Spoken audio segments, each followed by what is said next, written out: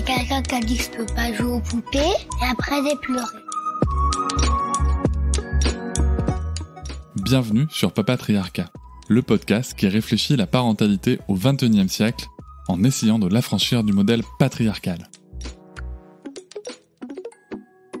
Aujourd'hui, exceptionnellement, je vous accueille un petit peu plus dans mon intimité avec ma compagne Noëlla et je vous invite à découvrir une conversation profonde et sincère entre elle et moi.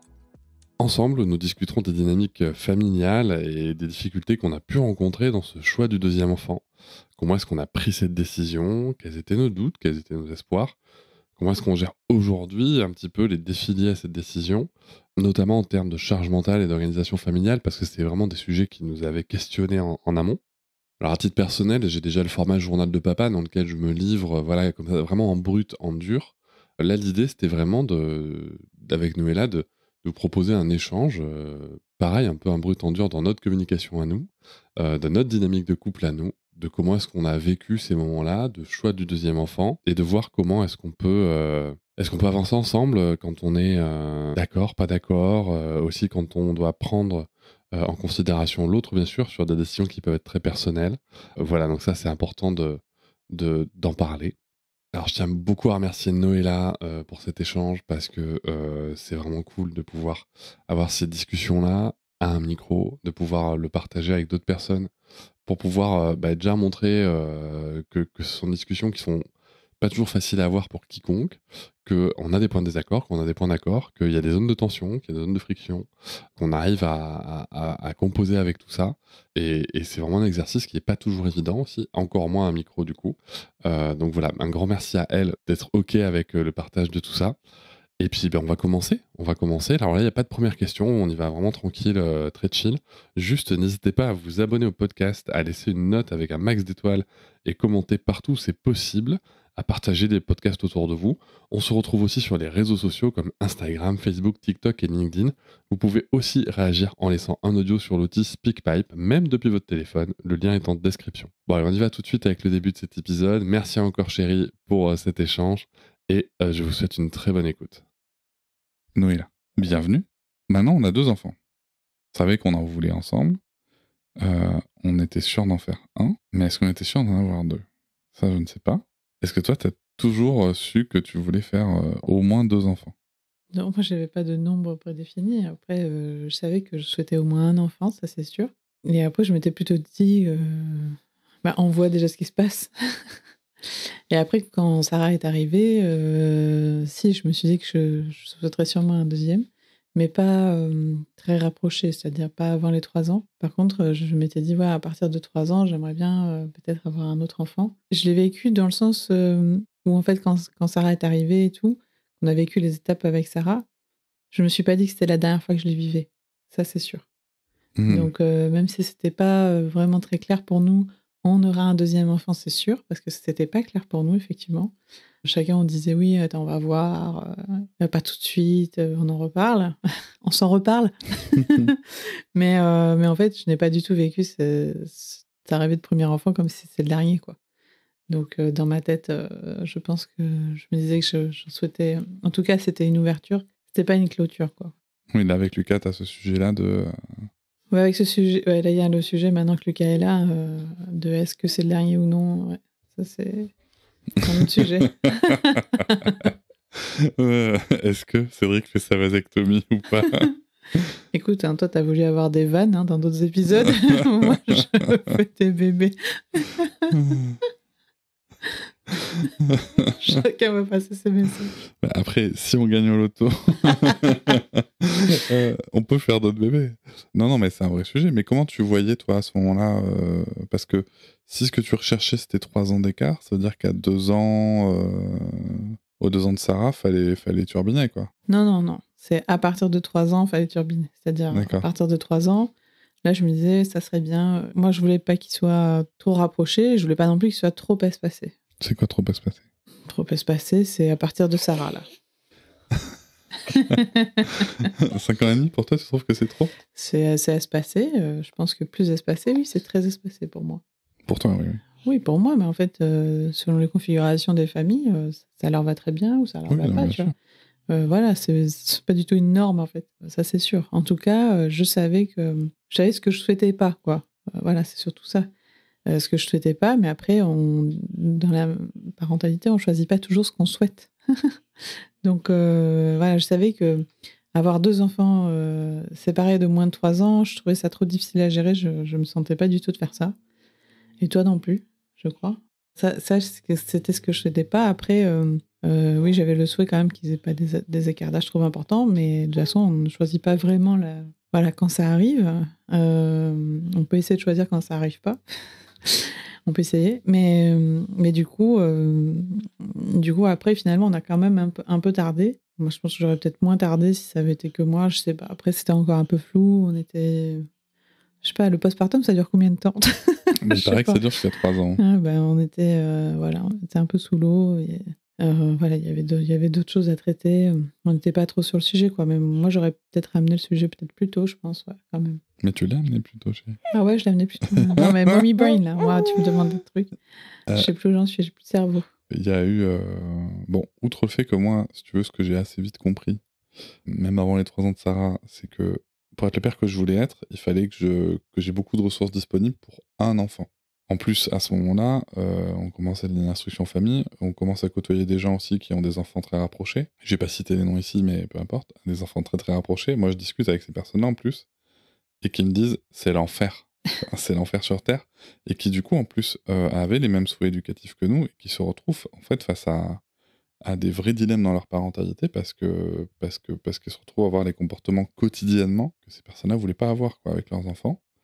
Mais parce qu'en fait, c'est épuisant, quoi, tout simplement. Et moi, je sais que c'était un vrai truc pour moi de me dire, ok, après, la première fois où tu as commencé à en parler, toi, tu me parlais de bébé, d'allaitement, de peau à peau, de câlin, de nourrisson, si tu veux. Et je t'ai posé la question, je t'ai dit, mais est-ce que tu veux un nouvel enfant ou est-ce que tu veux un nouveau bébé?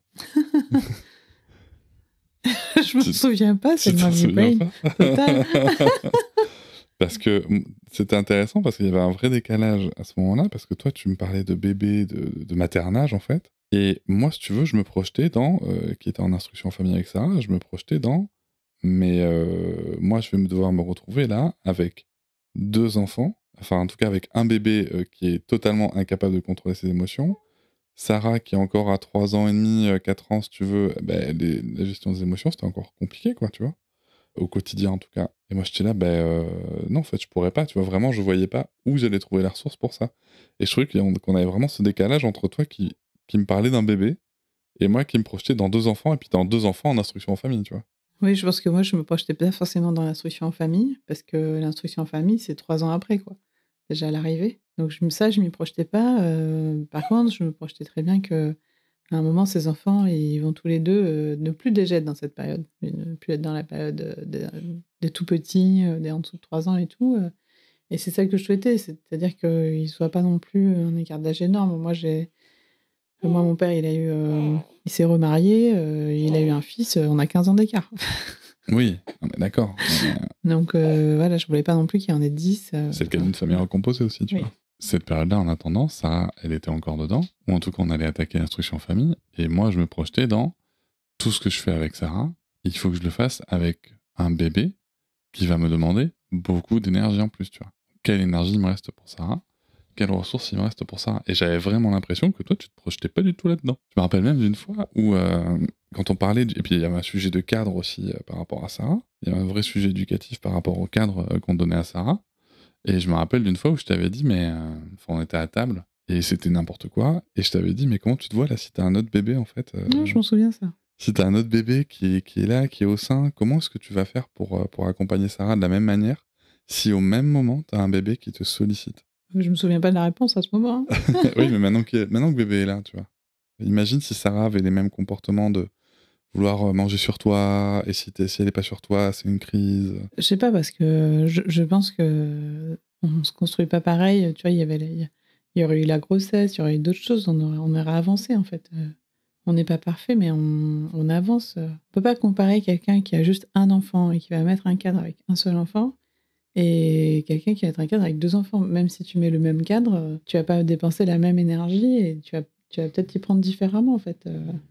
Le sujet là, c'était de se projeter en fait, tu vois. Oui, oui, j'ai C'est compris. que avant de faire avant de faire un enfant, faut quand même se projeter dans les changements que ça va amener. Et à ce moment-là, donc Sarah, elle voulait beaucoup manger sur toi. Il n'y avait pas vraiment d'accompagnement vers autre chose. Et moi, je me rappelle t'avoir dit, mais là, en fait, concrètement, on fera comment, tu vois. Et imagine juste si là, maintenant qu'il y a Lucas, tu vois, en plus à l'heure du repas, il te sollicite beaucoup, Lucas, quand même. Imagine juste si tu devais avoir Sarah qui mange sur toi à ce moment-là, tu vois. Ou si tout à coup, parce qu'il y a un bébé, on lui aurait dit, bah maintenant c'est fini. Oui, oui, j'ai compris. Ou est-ce que dans l'accompagnement de Sarah, bah, est-ce que c'est pas aussi prendre le risque du coup de se dire, bah, on va être dans l'envoyer chier, dans mal lui parler, dans crier. Je comprends tout à fait, mais en fait, t'es pas obligé de me convaincre puisqu'on l'a vécu et que je t'ai suivi. Oui, oui, non, mais ce que je veux dire, c'était ça, si tu veux, c'était que il y a eu ce décalage, je pense, dans la projection, tu vois, dans le truc, et moi j'avais vraiment l'impression que toi, t'avais envie de bébé, tu vois. Ouais, après, c'était surtout, je pense, plus l'histoire de envie de ce timing plutôt que. Il y a pas de moment idéal, quoi. Donc, voilà, d'abord, on peut pas choisir le moment. On peut effectivement choisir d'avoir des moyens contraceptifs, mais à l'inverse, on peut pas choisir le moment où le bébé va arriver. Donc, il y a pas de meilleur moment. Parce que tu vois, si à un moment, t'es pas dans cette phase-là, tu parles l'histoire de elle veut s'asseoir sur moi pour manger, ben, peut-être que le temps qu'on se dise: «Ben, ça y est, là, on va essayer d'avoir un autre enfant», ben, peut-être qu'on serait rentré après dans une nouvelle étape avec un passage difficile pour Sarah. On aurait fait quoi? On aurait dit: «Bah, ben, là non plus, ça va pas aller parce qu'il y a telle chose ou telle chose». Je pense que là, avec ton exemple, ben, en fait, si on s'était lancé, dans ce projet-là à ce moment-là, ben, si c'était ça le problème majeur, ben, on aurait essayé d'avancer sur ce problème majeur et on aurait eu plus de 9 mois pour le faire. Mais c'est ce qu'on a fait. On a Oui. avancé sur ce problème. Je crois que tu te rappelles pas trop quand même du moment. Toi, tu me disais, mais non, mais c'est pas grave, ça sera pareil. Non, ça sera pas pareil. Tu vois, il y aura un autre enfant. Non, ça sera pas pareil, c'est certain. Mais je pense que du coup, si tu veux, dans le cadre de la grossesse, tu as le temps d'accompagner les choses, à ce moment-là, quoi. Donc, le fait maintenant qu'elle ait ces écarts d'âge, il y a des avantages parce qu'effectivement, elle était émotionnellement, Plus stable, quoi. plus stable parce qu'elle est plus âgée, donc, voilà, il y a eu tous les avantages par rapport à ça. Et surtout que j'ai trouvé la grossesse fatigante, donc ça a aidé, quoi. Après, voilà, mais dans tous les cas, je pense que ça se passe pas de la même manière parce que de toute façon, tu pas la même énergie entre le premier et le deuxième. C'est Donc, sûr. voilà, on peut pas tout anticiper, quoi. Voilà, tout n'est pas parfait, on peut pas tout anticiper. Moi, j'avais ce souhait de timing pour pas que ce soit trop éloigné. En plus, c'est vrai que nos amis Anaïs et Julien, ils ont à peu près 4 ans et demi d'écart, je crois, tous leurs enfants. Je trouvais ça plutôt sympa. En tout cas, dans leur sororité, ça se passe bien. Et ouais, je trouvais cet écart d'âge assez sympa. Après, on choisit pas forcément, effectivement, l'âge, quoi. Mais voilà, en tout cas, j'aurais eu souhaité, voilà, que ce soit pas trop âgé. Parfois, c'est le cas parce que, voilà, on choisit pas. Mais voilà, donc je suis contente, quand même, quoi. Après, voilà, ça m'aurait peiné que ce soit plus tard, encore plus tard, quoi. Parce qu'après, ben, selon les âges qu'ils ont, voilà, les choses qu'on peut faire avec eux ou pas. Ah, moi, tu vois, je trouve ça intéressant vraiment déjà, la maturité émotionnelle de Sarah, qui est quand même vachement plus développée. D'ailleurs, je sais plus, c'est à ses 4 ans et demi, je crois.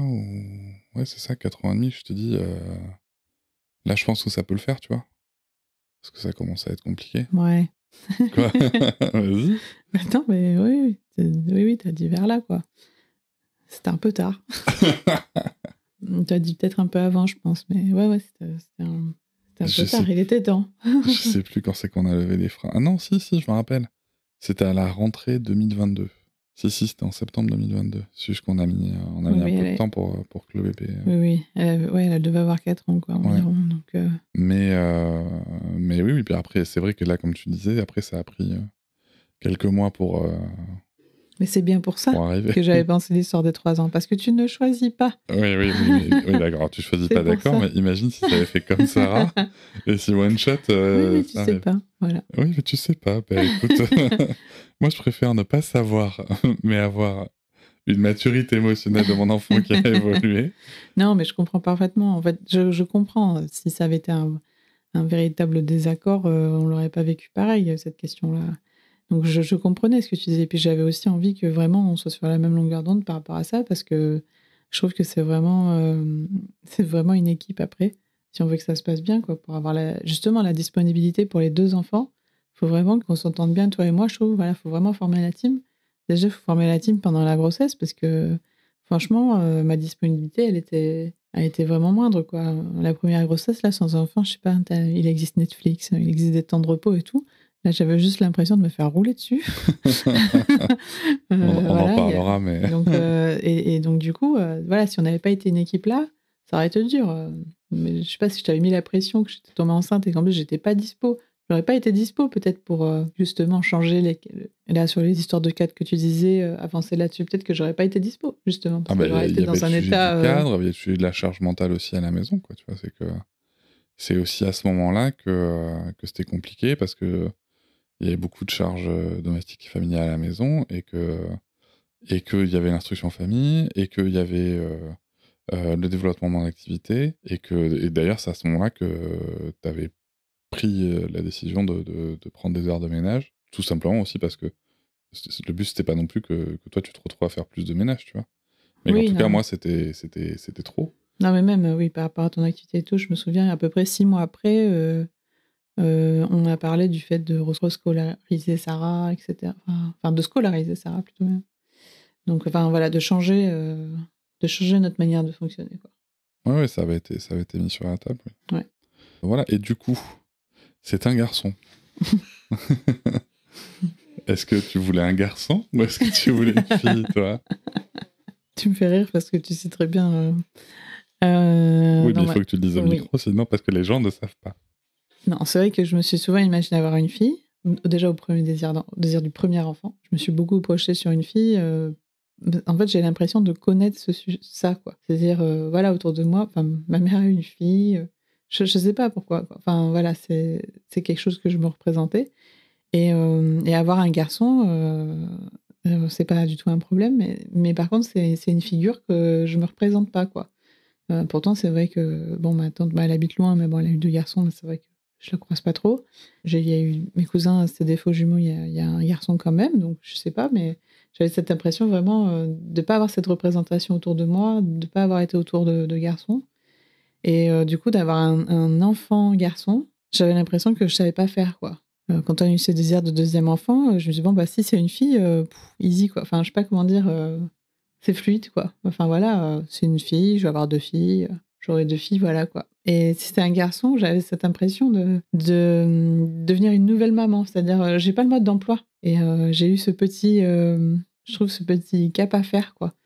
Quand j'ai su que c'était un garçon, on l'a su très tôt qu'il y avait vraiment cette suspicion que ce soit un garçon, et ben, fallait que je me dise quand même, ah, je vais avoir un garçon, voilà. Moi, je voulais tester le fait de pas connaître le sexe. Oui, toi, tu voulais tester, mais moi, c'était pas du tout possible pour moi. D'abord parce qu'avec Sarah, voilà, avec la première, j'avais vraiment besoin de savoir pour me projeter. Et ensuite, et là, du coup, j'avais aussi besoin de me projeter, je trouve, pour bébé Lucas, quoi. Donc, justement, je pense par rapport à ça, sûrement, tu vois. Histoire de fille-garçon, quoi. De me projeter. Ouais, d'abord, j'aime pas être prise au dépourvu, donc de faire la surprise. La pénis Donc, Qu'est-ce qui est sorti? Non, voilà, j'avais besoin de ça, de me projeter. Après, je comprends, on a des amis qui ont fait ça. Et du coup, bon, c'est vrai qu'effectivement, ça a été compliqué que toi, tu saches pas, moi, je sache. Ça, on a convenu que c'était pas tenable comme situation. Non, c'est sûr. Et du coup, là, tu te sens maman de comment différemment d'un petit garçon? Je crois que je me sens pas différente. Finalement.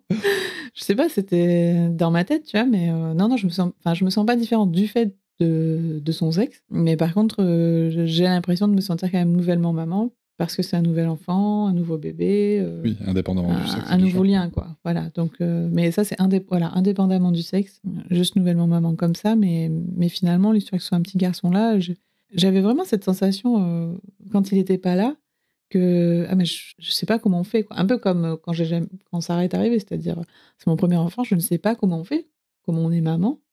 Et ben j'avais cette impression là aussi. Par contre, quand il est arrivé, j'ai plus du tout eu cette impression, quoi. Et tout ce qui est justement stéréotype de genre, si jamais on lui met du rose ou des cœurs, comment tu le vis, ça? La vérité.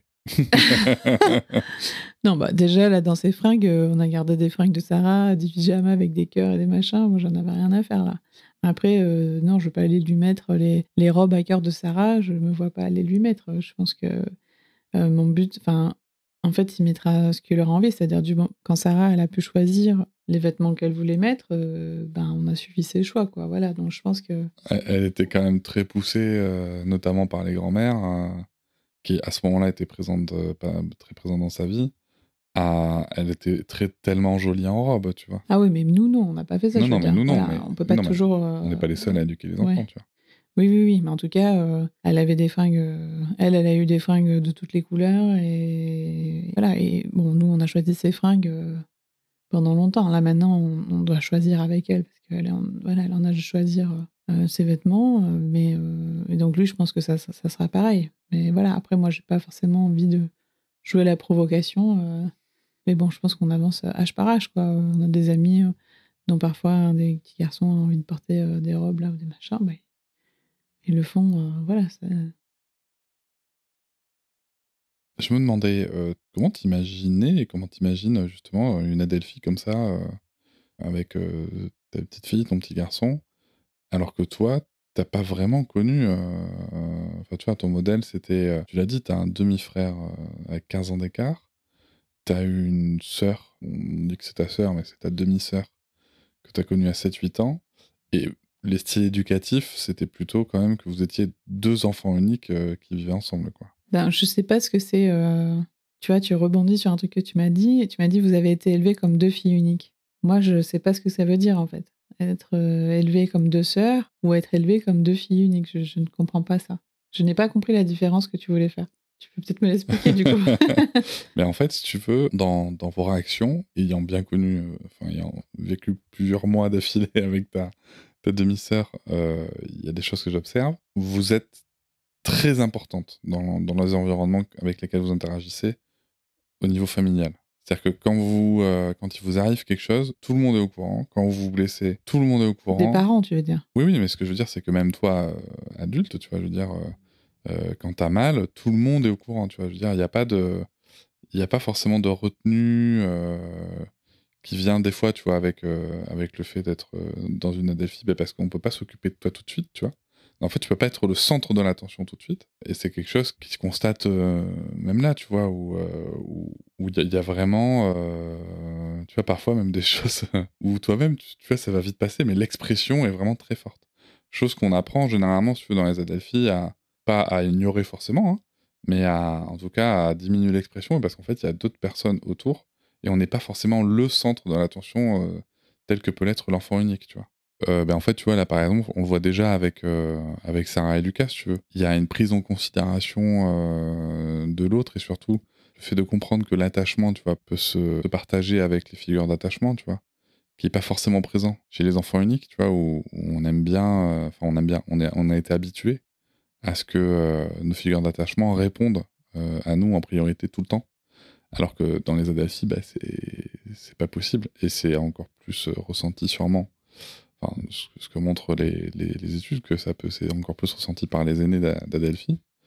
Mais à d'autres âges, c'est plutôt partagé. Et donc toi, comment est-ce que tu t'abordes ça, justement, le fait de pas avoir forcément connu, tu vois, cette Adelphi dès le plus jeune âge, et de devoir en gérer une, quoi. Je trouve qu'en fait, déjà, par rapport à la parentalité que j'ai connue, c'est-à-dire en tant qu'enfant, quoi, on essaye déjà de déconstruire des choses, toi et moi, de nos propres Oui, il faut prendre vies des de repas famille. le soir. Oh. Oh. On va la garder, mais je préciserai pas.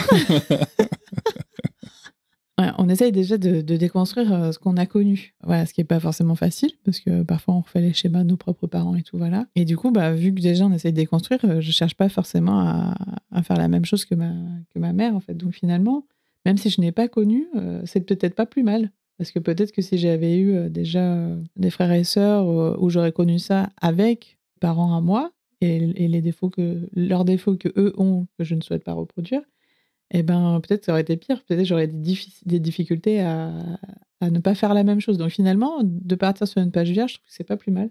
Parce que je construis mon propre rôle de maman que moi je souhaite sur quelque chose que je ne connais pas, quoi. Parce qu'effectivement, je connais pas. Et là, quand tu as dit ça sur le fait, sur le lien d'attachement, là, enfin, voilà, dans une Adelphi, je trouve que c'est intéressant parce qu'effectivement, je ne connais pas ça. Nous, c'est une famille recomposée de parents non communs. C'est-à-dire, voilà, ma mère s'est remise avec quelqu'un qui avait déjà un enfant. Et donc, finalement, mon beau-père, ce n'est pas mon parent, quoi. Et ma mère n'était pas le parent de ma demi-sœur. Donc c'est vrai qu'on n'a pas du tout partagé 2 figures d'attachement ensemble. Et mon petit frère qui a eu après demi-frère, on a le même père, mais bon, en fait, il est né et puis, 6 mois enfin, peu de temps après, je suis partie. Donc Ouais, tu vois. finalement, je n'ai pas connu, effectivement cette problématique. Donc je trouve que la paluage, c'est très bien. On parle du 3e enfant? Non, je déconne. Mais on peut. La meuf, elle a sorti un enfant d'elle il y a moins de 2 mois. Non, mais parce qu'en fait, comme c'est le désir du 2e, tu vois? Enfin voilà, oui, effectivement, du non-désir de 3e ou du désir de 3e ou de l'ambiguïté. Moi, j'ai pas de désir de 3e enfant, puisque même si on en a parlé hier ou avant-hier. Hier, tu m'as demandé de décaler ma vasectomie, je crois. Ouais, oui, hier. Parce que, donc moi, je commençais les démarches pour prendre rendez-vous pour ma vasectomie. Mais moi, en fait, j'ai pas envie de 3e enfant, parce que déjà, c'est pas du tout le moment d'y penser, je pense, Oui. pour moi. Mais surtout, en plus, je vois bien que ça va demander du temps et des ressources. Toujours cieux dans la même optique de... voilà, j'ai 40 ans, je vois bien que la fatigue est pas la même à 40 ans passés. Et voilà, après, c'est vrai que en rigolant, j'avais dit, c'est sûr que si demain on gagne au loto et qu'on a les moyens de plus faire le ménage de ceci, de cela, de la maison, bah, peut-être que, tu vois, peut-être que. Mais bon, ça risque pas d'arriver. Mais en fait, voilà, moi je pense que je peux trouver une belle zone d'équilibre avec 2 enfants et que 3, à moins, enfin, tu vois, par rapport à nos obligations du reste de la vie pour faire tourner le foyer, je vois vraiment pas. Enfin, je suis incapable d'imaginer un équilibre avec 3 enfants, quoi. Chose que j'ai pu faire à 2, tu vois. Moi, je pense que en fait, là, Lucas, le 2e, il est donc tout petit et quand Sarah avait cet âge-là, je me suis pas projetée dans le 2e enfant parce que je pouvais pas m'y projeter et aujourd'hui, je me projette pas dans un 3e. Par contre, je me projette pas dans la certitude d'un non 3e. Voilà, c'est ça OK. surtout. C'est-à-dire qu'en fait, aujourd'hui, enfin, comme tu dis, déjà, il y a la question de l'âge. Voilà, moi, je vais avoir, je sais pas quel âge je vais avoir, 38 ans. ans. Voilà, enfin, en tout cas, j'approche des 40, en pensant que c'est un des âges, des enfants non rapprochés. Enfin, voilà, ça serait, des enfants après 40 ans. Donc à voir déjà si c'est un souhait ou non, avec, j'avais déjà pour mes grossesses à chaque fois un souci de santé, qui rajoute un risque, donc bon, déjà il y a ça.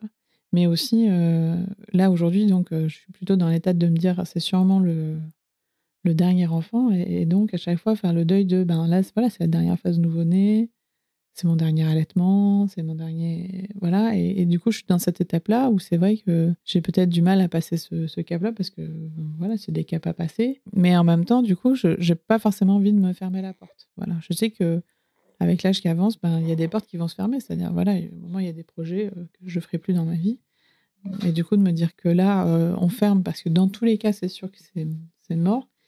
Non, là, j'ai du mal à me dire ça. C'est pour ça que je t'ai dit: «Tu veux pas décaler ta vasectomie?» parce qu'en fait, il est très fort probable que de toute façon, il y ait pas de 3e, ça mais en fait, le fait de dire, «J'en suis sûre et certain là, en 2024», je trouve ça pour moi, c'est trop net. Voilà, trop rude Alors, encore. moi, j'en suis sûr et certain. Voilà.